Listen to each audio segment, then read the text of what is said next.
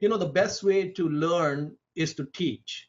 So I have to admit that one of the reasons I wanted to do this talk and this lecture is because I'm trying to learn. So whether or not any of you guys learn anything from me, I am definitely going to learn from this talk.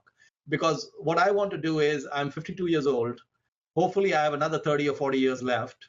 And the next 30 or 40 years, when these 100 baggers show up in my portfolio, and they're guaranteed to show up, I am at least smart enough to figure out that some of them are 50 baggers or 100 baggers, and I hold on to them and I not sell them.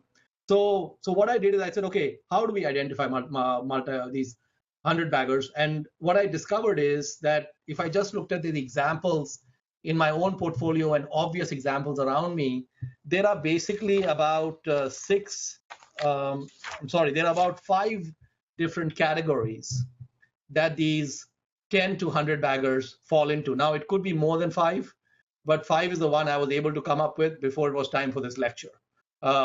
If I come up with more, I'll update you next year. But we at least have 5 very distinct kinds of companies which should give us clues that these are businesses that we want to hold on to. So the first category of companies that has the potential for these 10 to 100 baggers is these are businesses which have huge tailwinds. Tailwinds means they just have all the factors moving in their favor. They have very deep moats. They have very long runways. They have very high return on equity. They typically don't need any debt. And the most important condition, an idiot can run these companies. So like Warren Buffett says, invest in businesses that an idiot can run, because one day an idiot will run them. So which are the companies that a complete moron, stupid idiot can run? Okay, so these are the businesses like See's Candy, Coca-Cola, Moody's, Visa, MasterCard, American Express. These are the types of businesses which are so deep in the moats that it's, in fact, if you look at a company like Coca-Cola, they have more than 100-year history. And in the 100-plus-year history, for several decades, the company was poorly managed.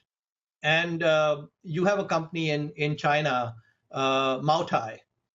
Maybe some of you even consume the product.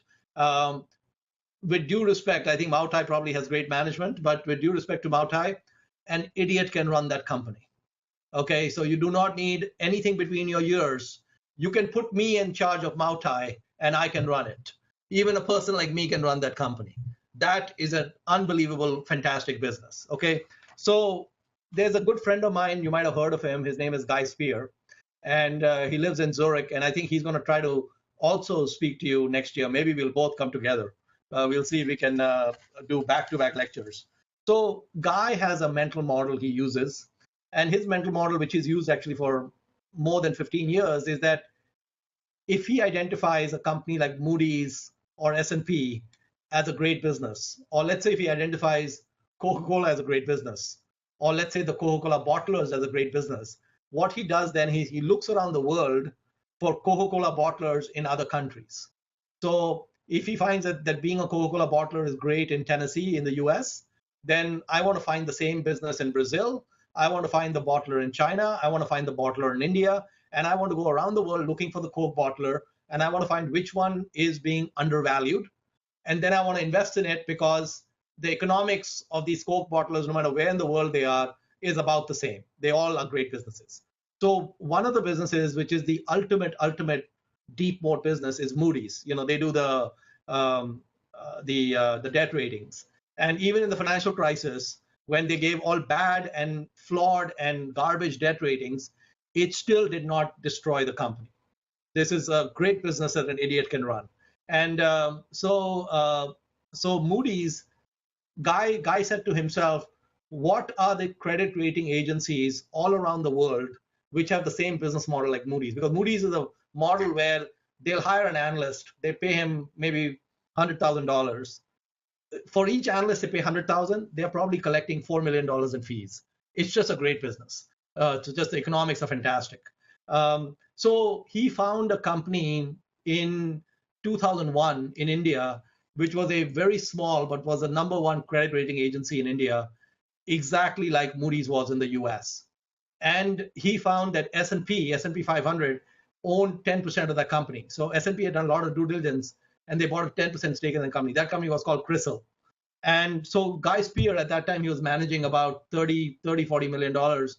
He made a small investment in Crystal, and it went up, it doubled or tripled in 2-3 years, and then he bought a little bit more, and then another year or two later, he sold it all. He had made like 4 times his money. So sometimes I like to pour salt on the wounds of Guy Spear. Like sometimes I want to have fun with him. I spoke to him last night when I was preparing the talk. I said, hey, Guy, that Crystal position that you owned, which you sold, if you had not sold, it went up 130 times after he sold.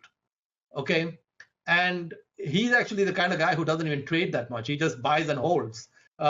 So I said, hey, by the way, that Crystal you sold back then, why did you sell it? He said, Mohnish, don't remind me. That's the dumbest thing I did. Because basically, if he had kept Crystal, he manages 160 million. The Crystal position would have exceeded the entire portfolio he has today. One decision. And what was so hard about that decision? Well, it wasn't hard. They were a replica of Moody's. I'd already told you an idiot can run Moody's, just like an idiot can run Coca-Cola. And idiots have run it, and they've not been able to destroy these businesses. And so the first thing to do is when you run into businesses that idiots are running or can run, and they still continue to be in business, buy those companies if they have these characteristics, and then forget the PE ratio. Just buy and hold forever, because probably those are very, very few businesses on the planet. And like I can almost bet that maybe 10 or 20 years from now, Mautai looks very different, very different. But it's hard to tell the path it takes, but it looks like a great business. So that's the first one, the businesses that idiots can run. The second is exactly like the first, except these cannot be run by idiots. So these are businesses which are exactly like the first kind, which is they have huge tailwinds, they have deep moats, they have ultra-long runways, they have high ROE, they don't need any debt, but they need great management, and they do have great management. So these are businesses like Amazon, Costco, Geico, Amor Pacific, Kotak Mahindra Bank, the one I bought in India, which went up 60 times or something, Blue Dart, which is the FedEx replica I bought in India, Satyam, the IT company, then Restaurant Brands, which is the one that owns Burger King and Tim Hortons, McDonald's, Yum Brands, Domino's Pizza. These are all great businesses, but they do need solid management on top of them to make sure that they keep those franchises. But these businesses have economics that are just phenomenal, just great economics. So that's the second type of business you want to keep and look for in your portfolio.